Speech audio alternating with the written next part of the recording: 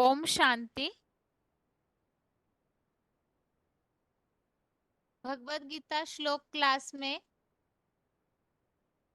आज का श्लोक है 11वें अध्याय का 37वां श्लोक, अध्याय 11 का श्लोक नंबर 37। श्लोक है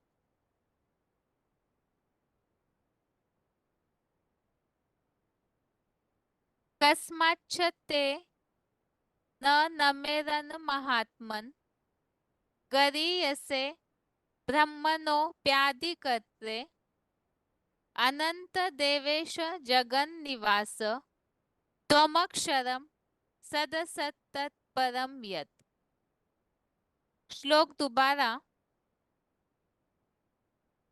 कस्माच्च ते न नमेरन् महात्मन् गरीयसे ब्रह्मणोऽप्यादिकर्त्रे अनंत देवेश जगन्निवास त्वमक्षरं सदसत्तत्परं यत्। श्लोक का संधि विच्छेद है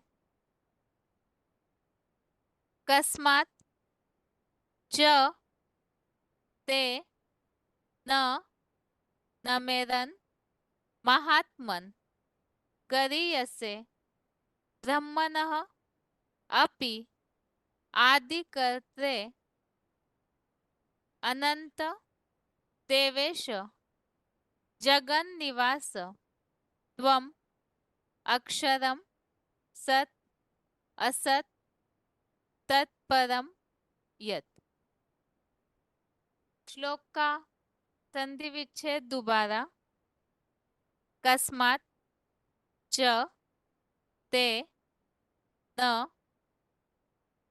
नमेरन् महात्मन् गरीयसे ब्रह्मणः अपि आदिकर्त्रे अनंत देवेश जगन्निवास त्वम् अक्षरं सत् असत् तत्परम यत्। अभी शब्दों के अर्थ है महात्मन अर्थात हे महात्मा, अनंत अर्थात अंतहीन, देवेश अर्थात देवाधिदेव, जगन निवास अर्थात हे जगत आधार, ब्रह्मणः अर्थात ब्रह्मा के, अपि अर्थात भी, आदिकर्त्रे अर्थात आदि रचनाकार, च अर्थात और, गरीयसे अर्थात सबके, जगत गुरु को, ते अर्थात वे, कस्मात अर्थात कैसे, न अर्थात नहीं, नमेरन अर्थात नमन करेंगे, न नमेरन अर्थात नमन नहीं करेंगे, सत अर्थात सत्य, असत अर्थात असत्य, तत्परम अर्थात उन दोनों से परे, यत अर्थात जो, अक्षरम अर्थात अमोघ वीर्य है, त्वम अर्थात आप हो। 11वें अध्याय के 37वें श्लोक के शब्दों के अर्थ फिर से। महात्मन अर्थात हे महात्मा, अनंत अर्थात अंतहीन, देवेश अर्थात देवाधिदेव, जगन निवास अर्थात हे जगदाधार, ब्रह्मणः अर्थात ब्रह्मा के, अपि अर्थात भी, आदिकर्त्रे अर्थात आदि रचनाकार, च अर्थात और, गरीयसे अर्थात सबके जगत गुरु को, ते अर्थात वे, कस्मात अर्थात कैसे, न अर्थात नहीं, नमेरन अर्थात नमन करेंगे, न नमेरन अर्थात नमन नहीं करेंगे, सत अर्थात सत्य, असत अर्थात असत्य, तत्परम अर्थात उन दोनों से परे, यत अर्थात जो, अक्षरम अर्थात अमोघ वीर्य है, त्वम अर्थात आप हो। अभी श्लोक का अर्थ है, हे महात्मा, अंतहीन देवाधिदेव, हे जगदाधार, ब्रह्मा के भी आदि रचनाकार और सबके जगत गुरु को वे कैसे नमन नहीं करेंगे, सत्य असत्य उन दोनों से परे जो अमोघ वीर्य है, आप हो। अभी तक के श्लोकों में भगवान ने जैसे अर्जुन ने पूछा, विकराल रूप वाले आप कौन है, भयंकर रूप वाले, इस पर भगवान ने अर्जुन को बताया, कालो अस्मि अर्थात मैं महाकाल हूँ, और उठ करके खड़े हो जाओ, क्योंकि ये सब जो भी युद्ध भूमि में खड़े हैं वो तो पहले से ही मारे गए हैं। इसीलिए कल्प कल्प जो पुनरावृत्ति होती है, इस अनुसार उठ करके इन सब योद्धाओं को मारो। तो कैसे युद्ध करना है वो भी बताया, ज्ञान योग बल से और गुणराज सहन शक्ति के द्वारा। जो भी शत्रु है,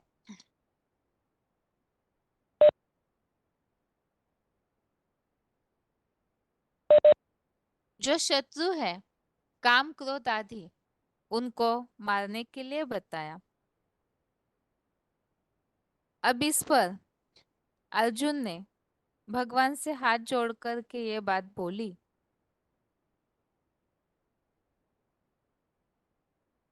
कि जो भी इस सृष्टि पर जब विराट रूप प्रत्यक्ष होगा, तो जैसे 36वें श्लोक नंबर 36 में अर्जुन ने भगवान से ये बात बोली है कि आपके उत्तम जब विराट रूप प्रत्यक्ष होगा, तो कोई भक्त जैसी आत्माएं हैं, वो गुणगान करने में लगे रहेंगे, कीर्ति करेंगे, स्तुति करते रहेंगे। राक्षसी प्रवृत्ति वाली आत्माएं जो है, विराट रूप को देख करके जो आसुरी चलन वाले हैं, वो भाग खड़े होंगे। और पुरुषार्थ से जिन्होंने सफलता रूपी सिद्धि को प्राप्त किया है, तो वो हाथ जोड़ करके नम्रचित्त होकर ऐसे सिद्धों के समूह प्रणाम करते हैं।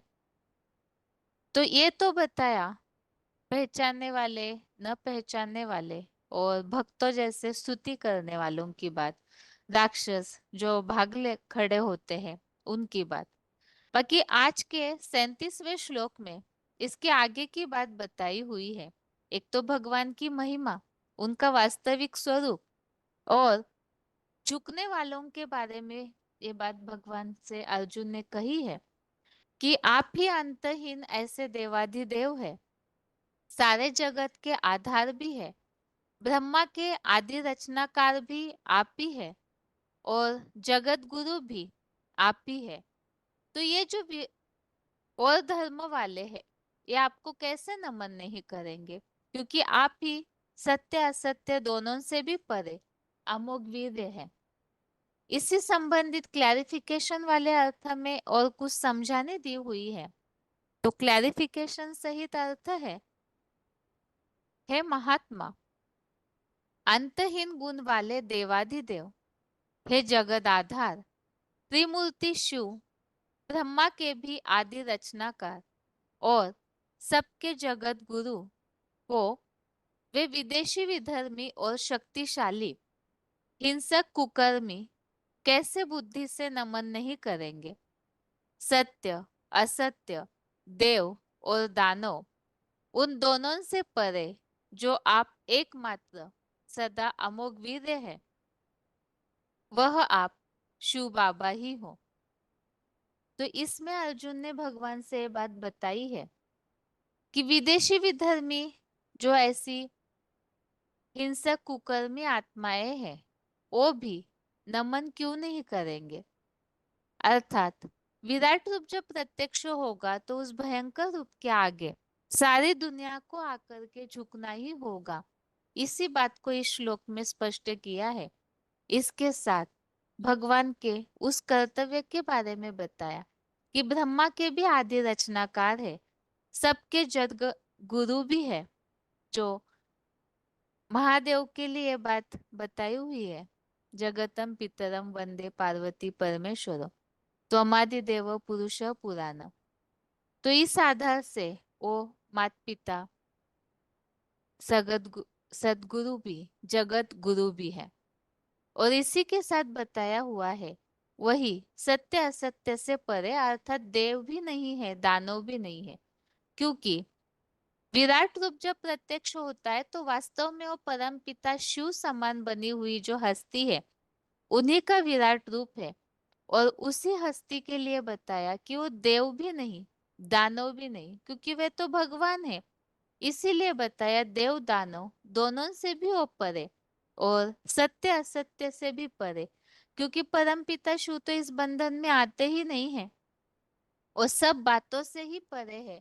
निर्गुण निराकार जिन्हें कहा जाता है, तो ये एक ही है जो सदैव अमोघ वीर्य भी है, तो वो आप शिव बाबा ही हो। इसी संबंधित यहाँ श्लोक में समझाने दी हुई है।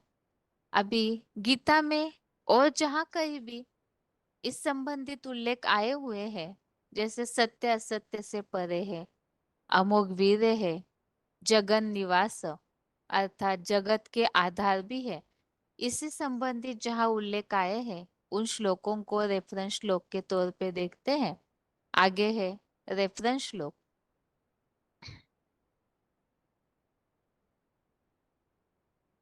पहले है 8वें अध्याय का तीसरा, अध्याय 8 का श्लोक नंबर 3। इसमें उल्लेख आया हुआ है अक्षरम ब्रह्म अर्थात क्षरितहीन अमोघ वीर्य शिव बाबा ही परम ब्रह्म है। 9वें अध्याय का 18वां, अध्याय 9 का श्लोक नंबर 18। इसमें जगत आधार के लिए बताया है, परम आश्रय है, शरणागत वत्सल भी है। और 8वें अध्याय का 21, अध्याय 8 का श्लोक नंबर 21। इसमें उल्लेख आया है अव्यक्त अक्षर अर्थात वो अविनाशी है, अक्षर है, विनाश नहीं होता है। आगे है 12वें अध्याय का तीसरा,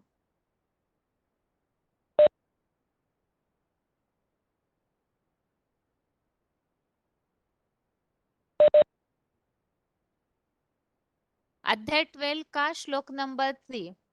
इस श्लोक में उल्लेख आया हुआ है अक्षरम अर्थात वो कभी भी पतित न होने वाला, जो आज के श्लोक में उल्लेख आया है अमोघ वीर्य का, उस संबंधित एक श्लोक लिया है। 8वें अध्याय का तीसरा, अध्याय 8 का श्लोक नंबर 3। इसमें भी उल्लेख आया है अक्षरम ब्रह्म अर्थात क्षरितहीन अमोघ वीर्य। और 8वें अध्याय का 11वां, अध्याय 8 का श्लोक नंबर 11। इसमें भी उल्लेख आया है ब्रह्मवाणी के ज्ञाता जिसे अमोघ वीर्य बताते हैं, तो वो अमोघ वीर्य है। आगे है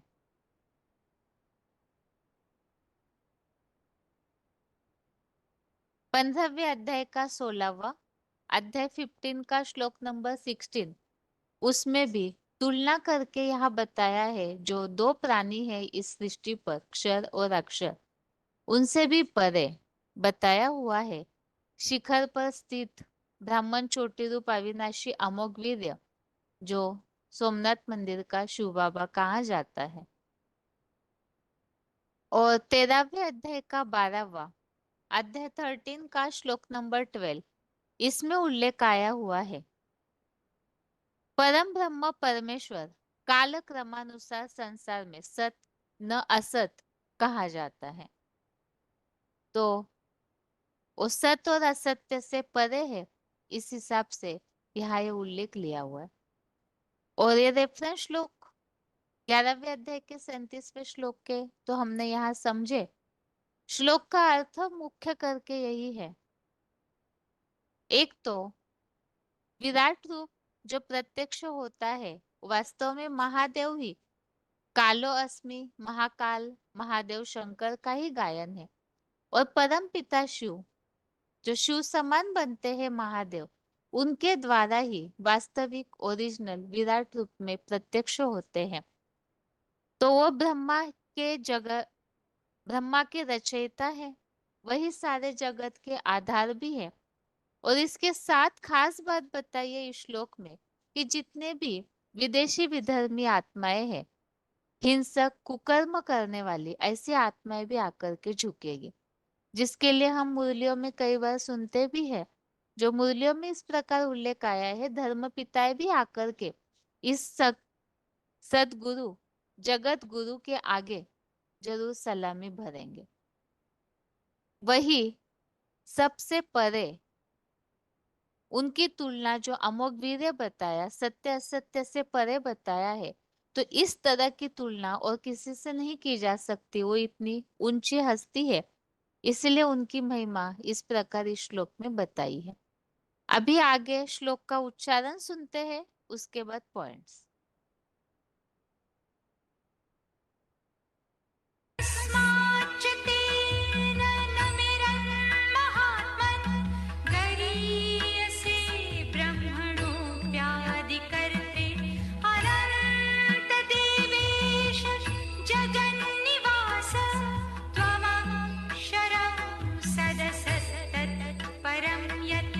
हे महात्मा, अंतहीन गुण वाले देवाधिदेव, हे जगदाधार, त्रिमूर्ति शिव ब्रह्मा के भी आदि रचनाकार और सबके जगत गुरु को वे विदेशी विधर्मी और शक्तिशाली हिंसक कुकर्मी कैसे बुद्धि से नमन नहीं करेंगे।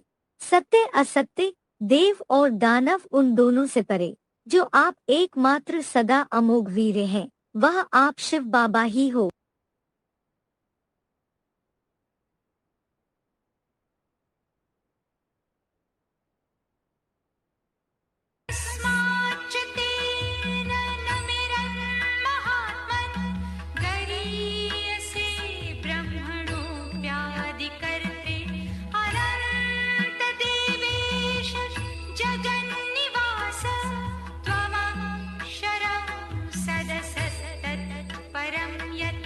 हे महात्मा, अंतहीन गुण वाले देवाधिदेव, हे जगदाधार, त्रिमूर्ति शिव ब्रह्मा के भी आदि रचनाकार और सबके जगत गुरु को वे विदेशी विधर्मी और शक्तिशाली हिंसक कुकर्मी कैसे बुद्धि से नमन नहीं करेंगे। सत्य असत्य, देव और दानव उन दोनों से परे, जो आप एकमात्र सदा अमोघ वीर हैं, वह आप शिव बाबा ही हो।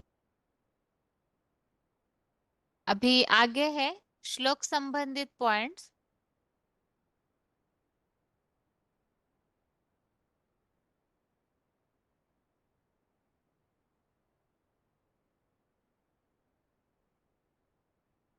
VCD नंबर 2331, VCD नंबर 2331, 2 घंटा 17 मिनट 2 आवर्स 17 मिनट्स के बाद से लिया हुआ पॉइंट है। विदेशी विधर्मी जगत गुरु को नमन करेंगे।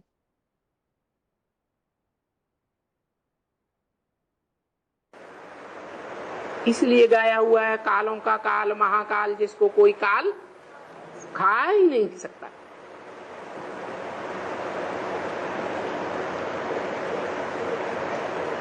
इसलिए गाया हुआ है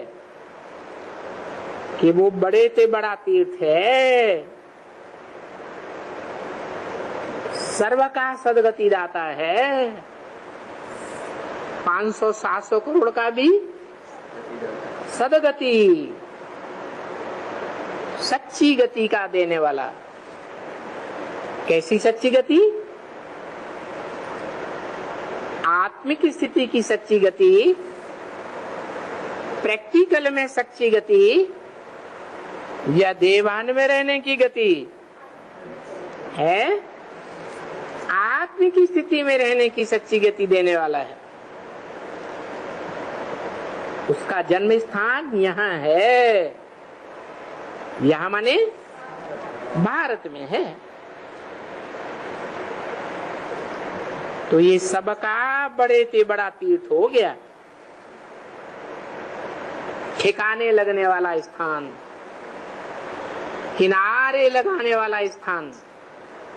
तीर माने किनारा। ऐसे है ना, ये सब जो भी यहाँ आवे, आए कर करके यह हुआ मेन। मना दुनिया के जो भी महान से महान धर्म पिताएं गए हुए हैं, माने जाते हैं, वो सब कहाँ आवेंगे? है यहाँ आवेंगे, सलामी भरेंगे, परंतु समझ में पूरा नहीं आएगा। इसलिए अपने अपने कहाँ चले जाएंगे? अपने अपने विनाशी धर्मखंड में ही वापस चले जाएंगे।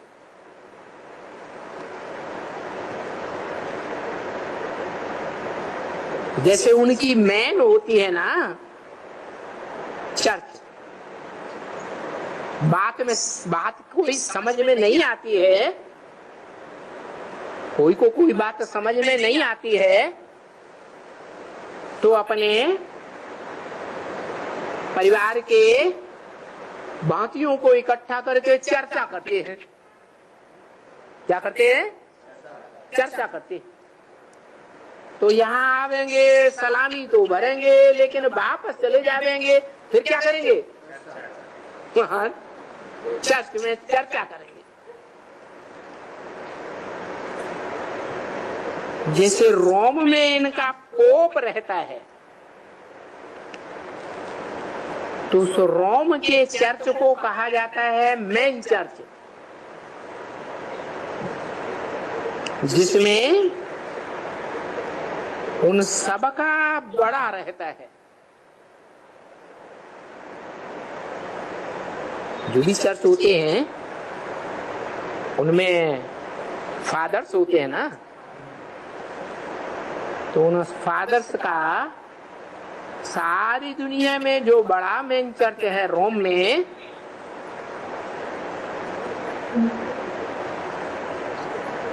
वहां जाते हैं।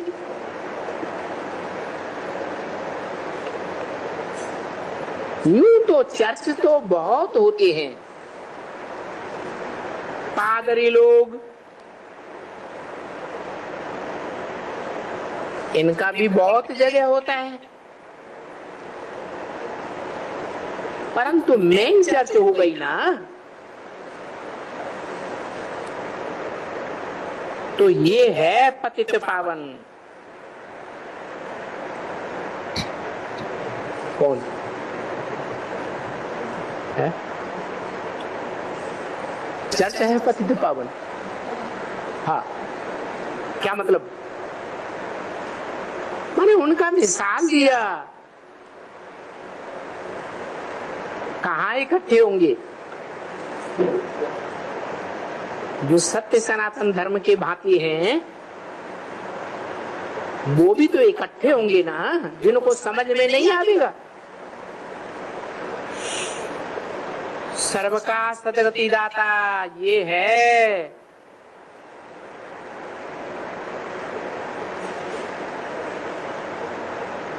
मिसाल दिया, रोम में उनका बड़ा चर्च है। सब चर्चों में जो फादर्स होते हैं, उनका मुखिया कहाँ हुआ? रौम्य। तो ये जो भी हैं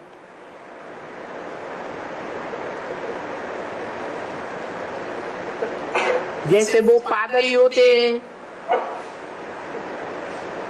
जो भी हैं सबका सदगति दाता जहां का जन्म है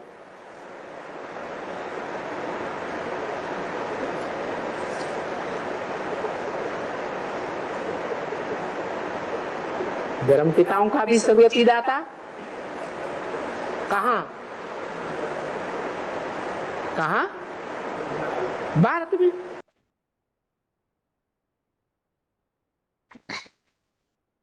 अगला पॉइंट है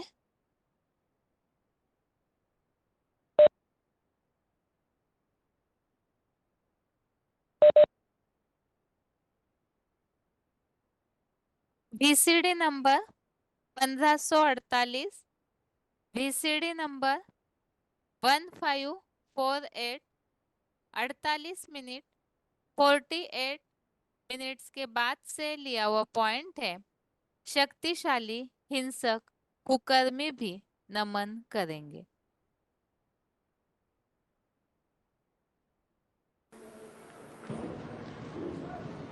पायंदाम में साकार पायंदाम में धर्मपिता भी आते हैं क्या? आएंगे नहीं सलामी भरने के लिए नहीं आएंगे? मालूम नहीं। क्यों नहीं आएंगे? वो भी हाँ? आके संदेश वो भी आकर संदेश लेंगे। दुनिया का विनाश होने वाला है, नई दुनिया बनेगी, लेकिन वो हमें नहीं चाहिए। स्वर्ग के सुख कागविष्टा समान। उस दुनिया में हम जाके क्या करेंगे जिसमें हमें कामेंद्रिय का सुख ही नहीं मिलेगा। उनके अंदर उस तरह का स्वभाव संस्कार है ही नहीं। जैसे नाली का कीड़ा होता है, उस नाली के कीड़े को नाली में से निकाल करके साफ सुथरे स्थान पर धूप में रख दिया जाए तो मरेगा या जिंदा रहेगा? हैं? खत्म हो जाएगा। ऐसे ही उनकी जिंदगी है। उन्हें वो नाली की जिंदगी ही अच्छी लगती है, जन्म जन्मांतर की। उसके अलावा कोई दूसरी सुख की दुनिया नहीं चाहते।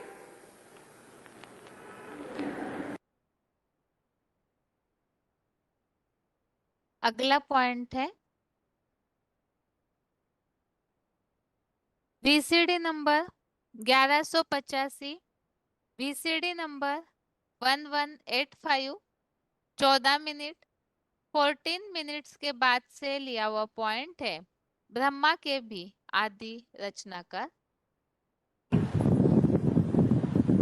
नाम रख दिया ब्रह्मा।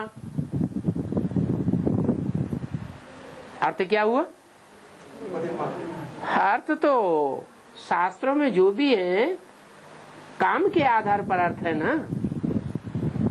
तो ब्रह्मा रचना हुआ या रचयिता हुआ? रचना है। अम्मा को रचने वाला कौन? वो कहां गया? और वो बाप साकार या निराकार? ब्रह्मा साकार, तो बाप भी साकार होना चाहिए। इसलिए मुरली में बोला है कि ब्रह्मा कुमारी ईश्वरी विश्वविद्यालय लिखना रंग है। क्या लिखो? प्रजापिता ब्रह्मा कुमारी ईश्वरी विश्वविद्यालय।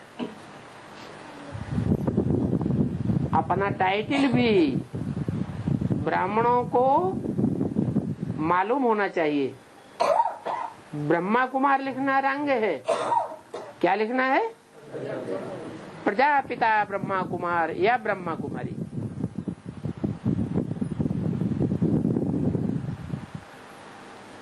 ब्रह्मा है, ब्रह्मा ने बड़ी माँ माने माँ, बड़ी ते बड़ी माँ है, तो उसमें बीज डालने वाला कोई बाप भी तो चाहिए ना।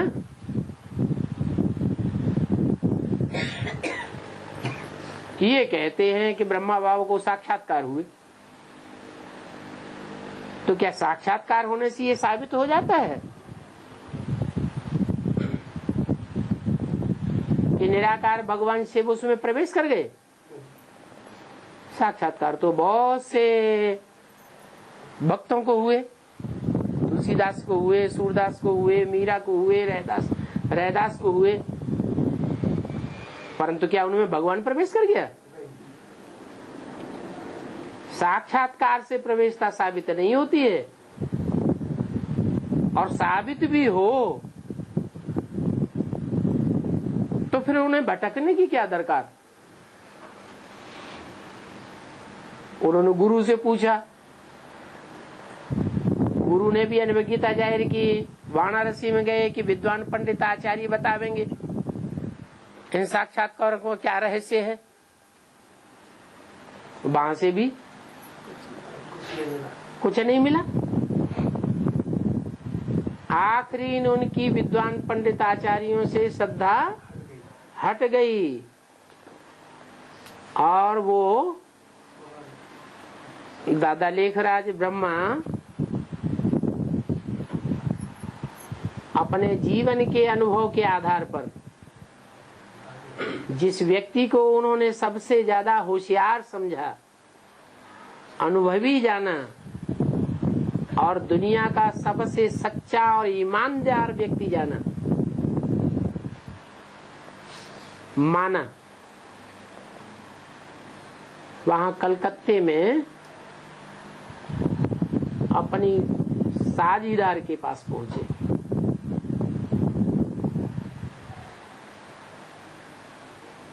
जहां से उनके साक्षात्कारों का रहस्य मिल गया। ज्ञान का बीजारोपण वहीं से हो गया।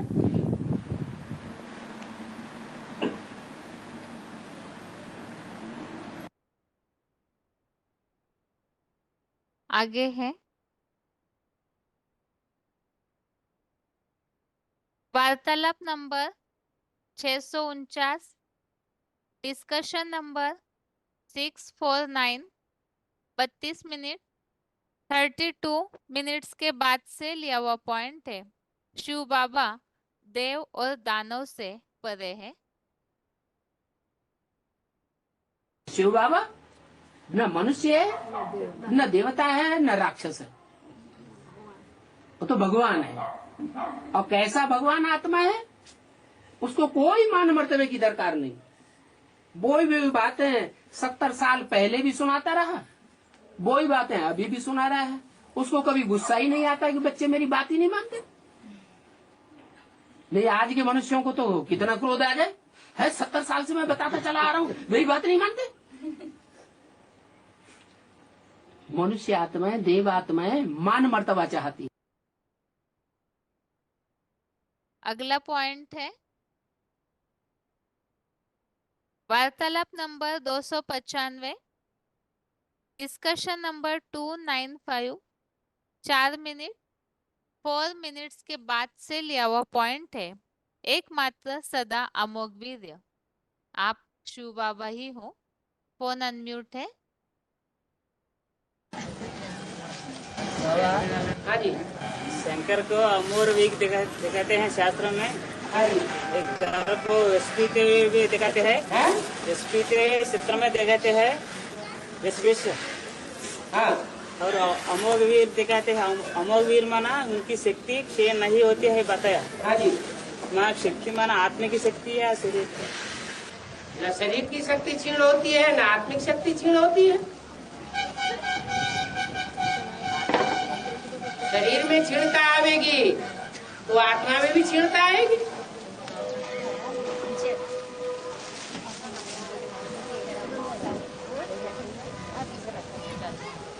आत्मा में लगाव झुकाव पैदा होगा तो शरीर में भी अटैचमेंट आने से क्षीणता आवेगी।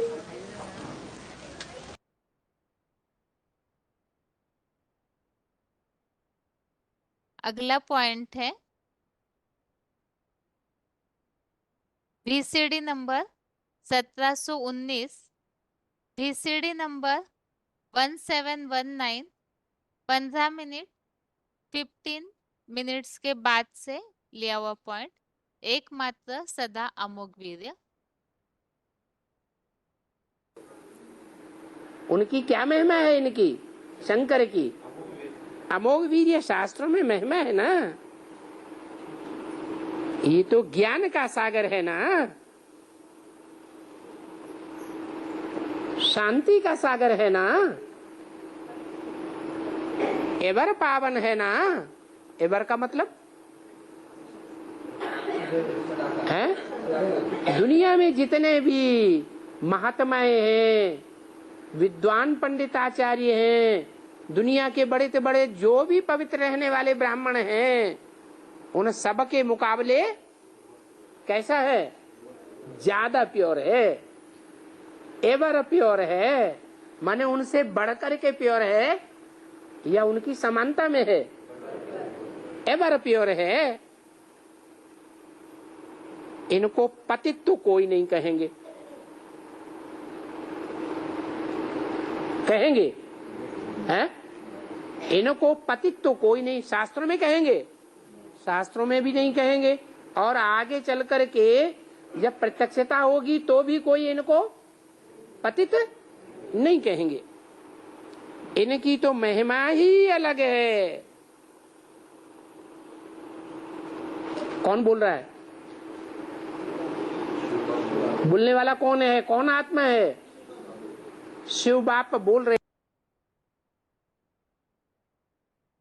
इस तरह से 11वें अध्याय के 37वें श्लोक संबंधित पॉइंट्स हमने समझे हैं। और इस श्लोक में मुख्य बात यही समझी है, ब्रह्मा के भी आदि रचनाकार है, वही सारे जगत के आधार है।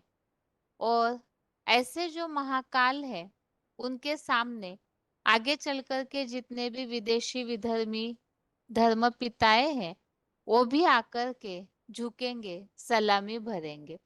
और वही शिव बाबा एकमात्र अमोघ वीर्य और सत्य असत्य से परे, देव दानव से भी परे, क्योंकि वो सदैव भगवान है, सदैव ही इन सब स्थितियों से परे है। अभी आगे है रिवीजन।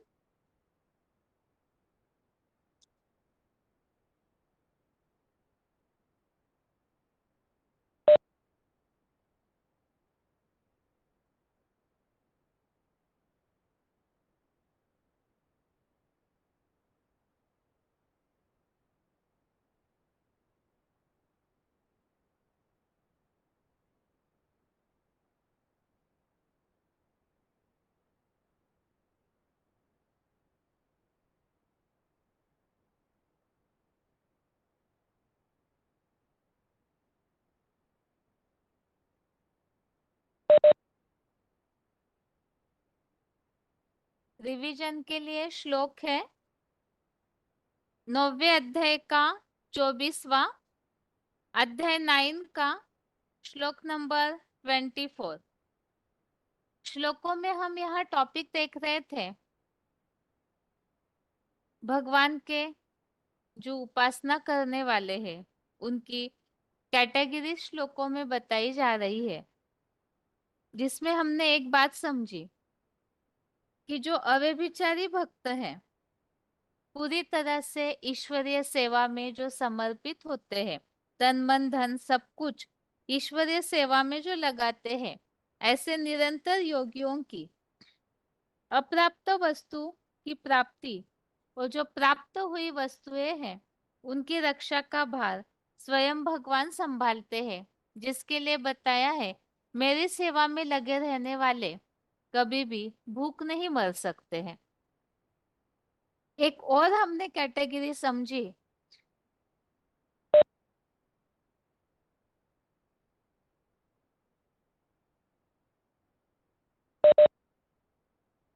एक और जो भक्तों का प्रकार हमने समझा, जिसमें बताया है कि ऐसी आत्माएं भी है जो गीता विधान, जो एडवांस ज्ञान का सच्ची गीता विधान है, उसके रहित होकर के कार्य करते हैं, लेकिन वो इनडायरेक्टली जैसे देवी देवताओं की भक्ति करते हैं। तो उनके लिए बताया वो भी अप्रत्यक्ष रीति से मेरे ज्योतिर्लिंग स्वरूप की ही यजन करते हैं। और आज के इस श्लोक में जो बात बताई है उसे देखते हैं। श्लोक नंबर 24 है, अहम ही सर्व यज्ञानां भोक्ता च प्रभुरेव च न तु माम भी जानन्ति तत्वेन तश्चवन्ति ते। श्लोक दोबारा, अहम ही सर्व यज्ञानां भोक्ता च प्रभुरेव च न तु माम अभिजानन्ति तत्वेन तश्चवन्ति ते। अर्थात क्योंकि मैं शिव ही नीची 7 कुरियों के ब्राह्मण सो अर्धदेवों की सभी यज्ञ सेवाओं का अविनाशी महादेव मूर्ति द्वारा स्वामी और उपभोग करने वाला हूँ, तो भी वे अधूरे ब्रह्मावत्स कर्मेंद्रियों की भागदौड़ के यज्ञ सेवी मुझ साधारण आदम तनधारी शिव बाबा को वास्तविक रूप से नहीं पहचान पाते। अतः द्वापर से द्वैतवादी इस्लामी बौद्धी आदि विधर्मियों में पतित हो जाते हैं। तो इस श्लोक में ये बात बताई हुई है, वास्तव में सभी यज्ञ सेवाओं का उपभोग करने वाला और स्वामी शिव है, और उसके बावजूद भी महादेव के द्वारा ही जितनी भी यज्ञ की सेवाएं होती है वो सब कुछ महादेव द्वारा परमपिता शिव के पास ही पहुंचता है। लेकिन उसके बावजूद भी जो अधूरे ब्रह्मावत्स है, वो अधूरे ब्रह्मावत्स जिनके लिए ऊपर के वाक्य में बताया, नीची 7 कुरियों के ब्राह्मण सो अर्धदेव। एक तो है कि पूरी तरह से अव्वल नंबर कैटेगरी के ब्राह्मण जो पूरे 84 जन्म लेते हैं और संगम युगी स्वर्ग भी देख पाते हैं, और उनके अलावा जो भी कम कैटेगरीज की आत्माएं हैं, जो 7 कुरियों के ब्राह्मण पिछले धर्मों में, जो नीच धर्मों में कन्वर्ट होने वाली ऐसी आत्माएं, उन्हें अर्धदेव बताया क्योंकि वो पूरे देवताई पद की प्राप्ति नहीं कर पाते ऐसे। क्योंकि जो यहाँ ब्राह्मण बनते हैं वही तो जाके देवता बनते हैं, तो यहाँ अधूरे ब्राह्मण सो वहां स्वर्गीय दुनिया में अर्धदेव बनते हैं, अधूरे देवता बनते हैं, शुरुआत से सतयुग रूपी स्वर्ग में नहीं आते हैं।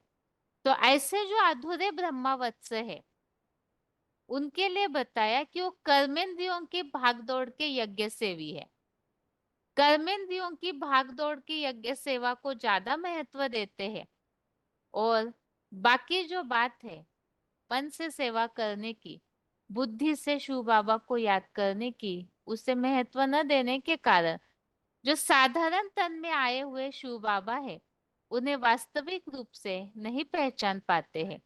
अतः द्वापर से द्वैतवादी इस्लामी बौद्धि आदि विधर्मियों में पतित हो जाते हैं।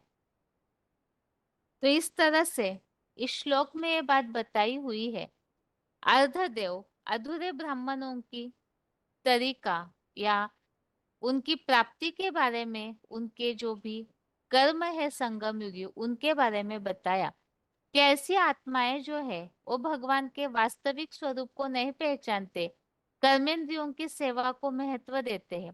अब कर्मेंद्रिया जो है वो तो नीचे गिराने वाली है, तो ऐसी आत्माएं जाकर के विधर्मियों में पतित हो जाते हैं। तो इसी तरह से इसी श्लोक में जो उल्लेख आया है, एक तो जो अधूरे ब्राह्मण है, अधूरे ब्रह्मावत्स, वो जो भी यज्ञ सेवाएं की जाती है वो भगवान तक कैसे पहुंचती है वो जानते नहीं है। अर्थात महादेव के द्वारा परमपिता शिव ही यज्ञ का स्वामी है, इस बात को नहीं जानते हैं। तो इस कारण से जो साधारण तन में आए हुए शिव बाबा है उन्हें पहचान नहीं पाते हैं। ऐसे अधूरे ब्रह्मावत्स कर्मेंद्रियों की यज्ञ सेवा को महत्व देते, कर्मेंद्रिया तो नीचे गिराने वाली है, मन बुद्धि की शक्ति तो ऊंचा उठाती है, जैसे भगवान से बुद्धि योग लगाते हैं। लेकिन यहाँ वो तरीका सेवा का, स्वर्ग का स्थापना, स्वर्ग की स्थापना का तरीका न पता होने के कारण कर्मेंद्रियों को महत्व देते तो ऐसी आत्माएं पतित हो जाती हैं। इससे संबंधित जहां भगवान को न पहचानने की बात का उल्लेख है, इसके लिए ही यहाँ 9वें अध्याय का 11वां अध्याय 9 का श्लोक नंबर 11 आया हुआ है। मूर्ख लोग अर्जुन आदम के साधारण मानवीय मुकर्रर शरीर का आधार लेने वाले मुझ प्राणियों के महेश्वर शिव बाप के व्यक्त स्वरूप आदम की अवज्ञा करते हैं। अगला है रेफरेंस श्लोक।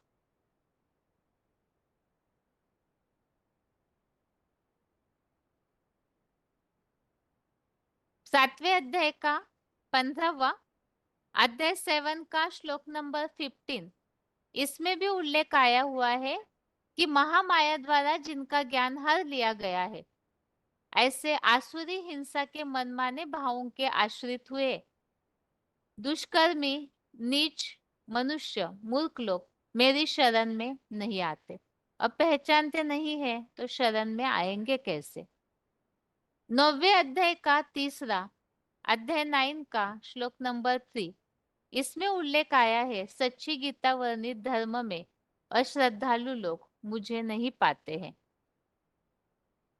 जो आज के श्लोक में मुख्य उल्लेख इसी बात पर है कि जो कर्मेंद्रियों के यज्ञ सेवी है वो साधारण तन में आए हुए भगवान को नहीं पहचानते तो विधर्मियों में जाकर पतित हो जाते हैं।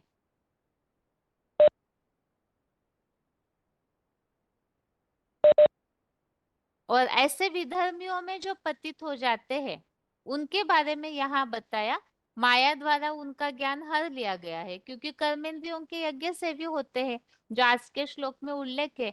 तो वो लोग भगवान की शरण में नहीं आते, मतलब पहचानते नहीं है। 9वें अध्याय के 3 श्लोक में ये बात बताई है कि जो धर्म में अश्रद्धालु है, तो सच्चा धर्म जो हमने बेसिक कोर्स में भी समझा है, सच्चा धर्म एक ही है, भगवान के एक व्यापी स्वरूप को जानकर वह अपनी मन बुद्धि को टिकाना, एकाग्र करना।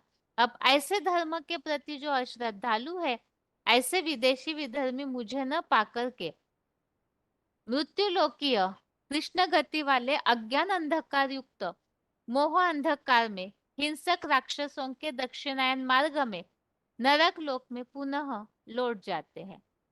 और 16वें अध्याय का 26 अध्याय 16 का श्लोक नंबर 20। इस श्लोक में उल्लेख आया है कि जन्म जन्म आसुरी योनि को प्राप्त हुए मूर्ख लोग मुझको कभी न पाकर अधम गति को पाते हैं। तो भगवान को न पहचानने वाले ही इस तरह से विधर्मियों में जाकर पतित हो जाते हैं।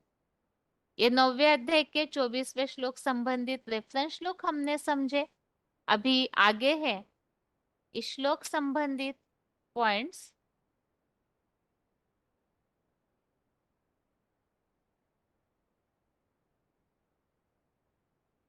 पहला पॉइंट है VCD number 1647, VCD number 1647 57 minute 57 minutes के बाद से लिया हुआ पॉइंट है नीची कुरियों के ब्राह्मण सो अर्धदेव। वो नीच ब्राह्मण बनते हैं, नीची कुरी के ब्राह्मण हैं, और जो मुखवंशावली है वो ऊंची कुरी के ब्राह्मण हैं। ब्रह्मा की औलाद तो सब हैं, ब्रह्मा की औलाद को ब्राह्मण कहा जाता है, लेकिन कोई है पक्के ब्राह्मण और कोई है कच्चे ब्राह्मण। जो पक्के ब्राह्मण हैं तो पक्के देवता बनते हैं, पूरे 84 जन्म लेने वाले, और जो कच्चे ब्राह्मण हैं वो कच्चे देवता बनेंगे। कितने जन्म लेंगे? 84 जन्म लेंगे या कम जन्म लेंगे? कम जन्म लेने वाले कम कलाओं वाले देवता बनेंगे। जो कम कलाओं वाले देवता बनेंगे वो द्वापर युग से कन्वर्ट हो जाएंगे। अभी प्रैक्टिकल में देखने में आता है या नहीं आता है? बन रहे हैं या नहीं बन रहे हैं? हैं? बन रहे हैं। जो पक्के मुखवंशावली हैं वो ब्रह्मा के मुख से जो निकले हुई मुरली के महावाक्य हैं उनको ही फॉलो करते हैं, उन पर ही अमल करते हैं। और जो कच्चे ब्राह्मण हैं वो मुरली के महावाक्यों की परवाह नहीं करते। अगला पॉइंट है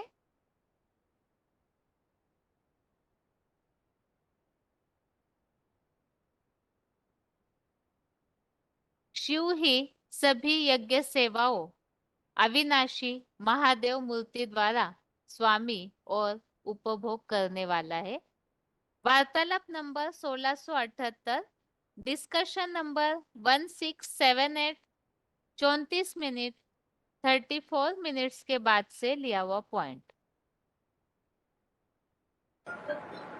यज्ञ में सारी दुनिया स्वाहा होगी या थोड़े ही स्वाहा होंगे? है सारी दुनिया स्वाहा होगी। तो सारी दुनिया की आहुति लगेगी तो कोई तो यज्ञ का अधिष्ठाता होगा, होगा या नहीं होगा? कौन होगा? अरे सारी दुनिया के विनाश होने तक इस ज्ञान यज्ञ का अधिष्ठाता जिसमें सारी दुनिया की आहुति पड़ेगी वो कौन होगा? अरे शिव बाबा होगा। है महादेव। महादेव न कहे, वो संपूर्ण रूप है प्रजापिता, जिसके लिए बोला कि अंत तक इस सृष्टि पर कायम रहेगा। अगला पॉइंट है VCD number 1920, VCD number 1920, 33 minute 33 minutes के बाद से लिया हुआ पॉइंट है। अधूरे ब्रह्मावत्स कर्मेंद्रियों की भागदौड़ के यज्ञ सेवी। तो ये वेद, उन वेदों के आधार पर बनाए गए मोटे मोटे ग्रंथ शास्त्र, कौन कौन से ग्रंथ शास्त्र? पीछे की दुनिया के ग्रंथ शास्त्र कौन कौन से हैं? है वो तो बाहर की दुनिया के है। जो मोटे मोटे ग्रंथ शास्त्र हैं, एक अद्भुत जीवन कहानी महाभारत लिखा है। जो भी यज्ञ करते हैं, क्या यज्ञ करते हैं? बड़ी बड़ी प्रदर्शनियां लगाते हैं, मेले मलाखड़े करते हैं, कॉन्फ्रेंस करते हैं, बड़ी भाग दौड़ करते हैं। ये यज्ञ सेवा करते हैं या नहीं करते हैं? हैं? करते हैं, तप करते हैं। कैसा तप?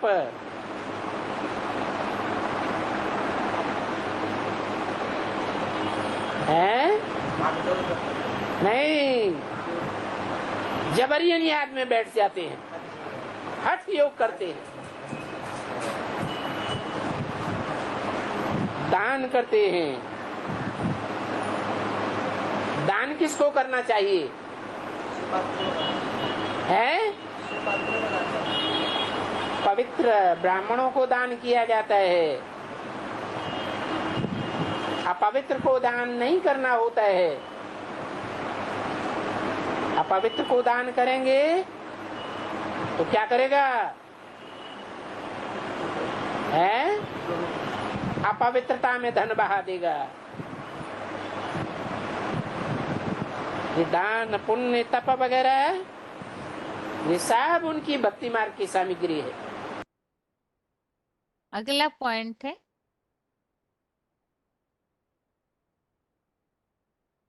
VCD नंबर 2307, VCD नंबर 2307, 2 घंटा 21 मिनट 2 hours 21 मिनट्स के बाद से लिया हुआ पॉइंट है। अधूरे ब्रह्मावत्स कर्मेंद्रियों की भागदौड़ के यज्ञ सेवी साधारण तनधारी शिव बाबा के वास्तविक रूप को नहीं पहचान पाते।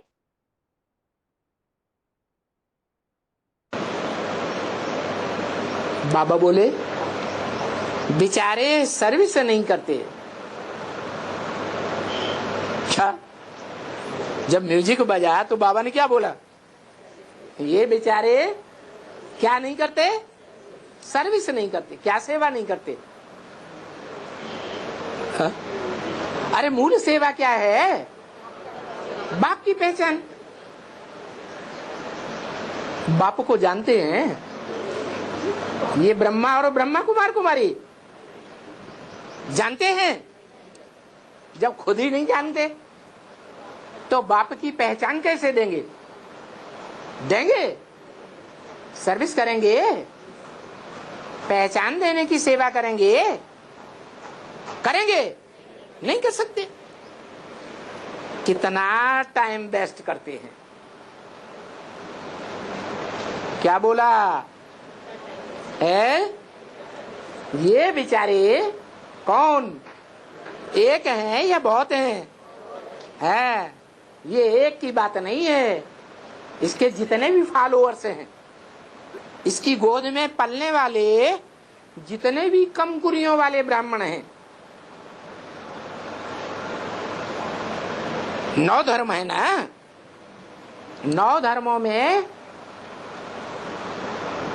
9 कुरियों के ब्राह्मण हैं जो संगम में तैयार होते हैं। उनमें से अव्वल नंबर कुरी को छोड़ करके सारे ही कुरियों के ब्राह्मण इनकी गोद में खेलते हैं।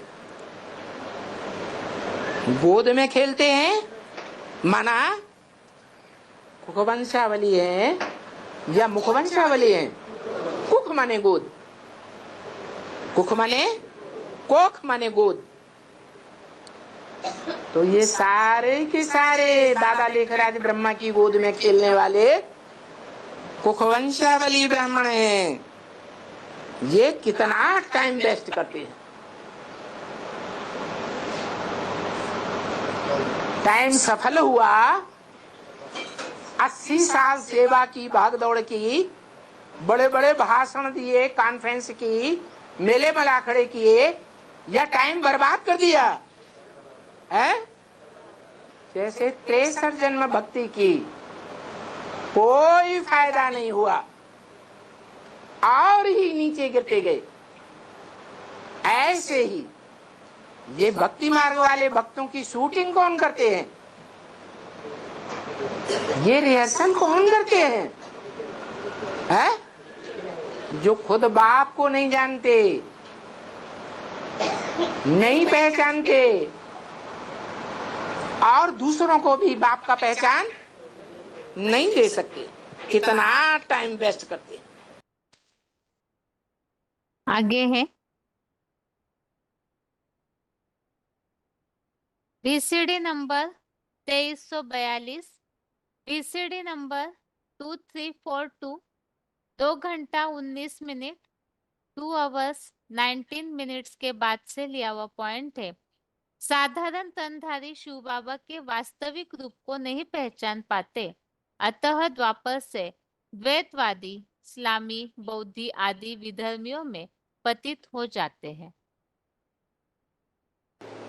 जिन मनुष्य आत्माओं के बीच में देवात्माएं भी इस दुनिया में मौजूद हैं, जिन्होंने सतयुग त्रेता में जन्म लिए थे, और राक्षसी आत्माएं भी मौजूद हैं जो सतयुग त्रेता में जन्म नहीं लेती, सिर्फ द्वैतवादी द्वापर युग में जन्म लेती हैं, दैत्यों के बीच में आकर के जन्म लेती हैं, राक्षसी ही बनती हैं।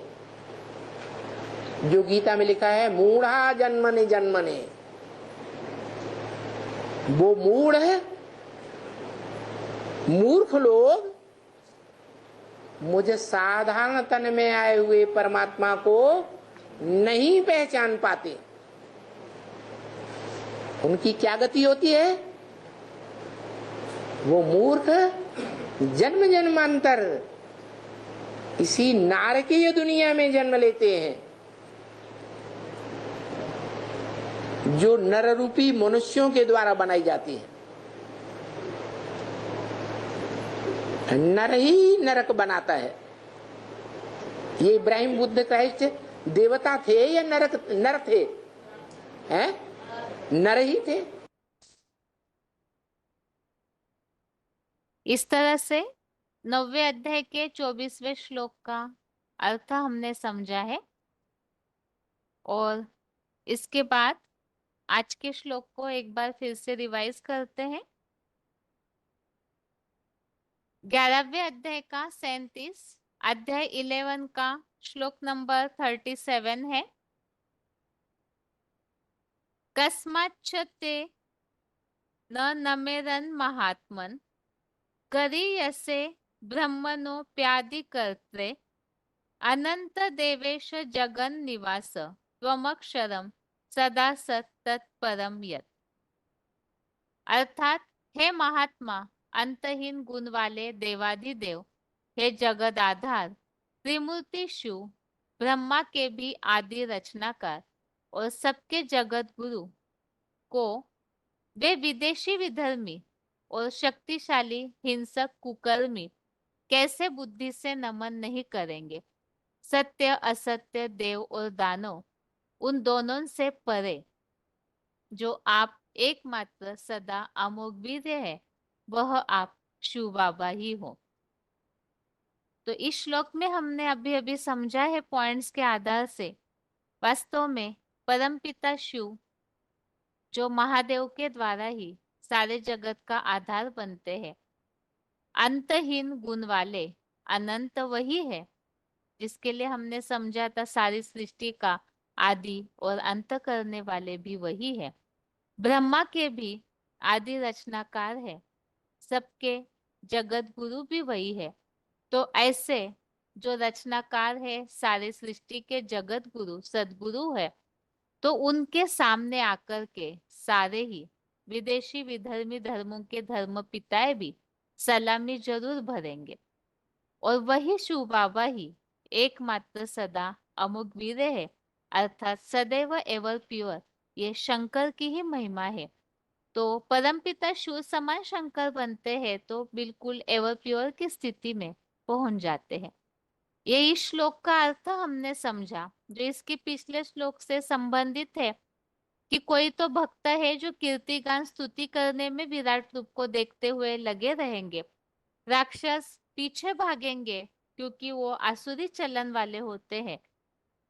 और पुरुषार्थ प्राप्त जो सिद्धों के समूह है, पुरुषार्थ में जिन्होंने सफलता प्राप्त की है, ऐसे सिद्धों के समूह नम्रचित्त होकर के प्रणाम करेंगे, सामने खड़े रह पाएंगे। और जो धर्म पिताएं हैं वो आकर के सलामी भरेंगे। लेकिन स्वर्ग का सुख तो उन्होंने कभी देखा ही नहीं, उतना पुरुषार्थ उन्होंने किया नहीं, तो बस सलामी भरेंगे, पीछे लौट जाएंगे।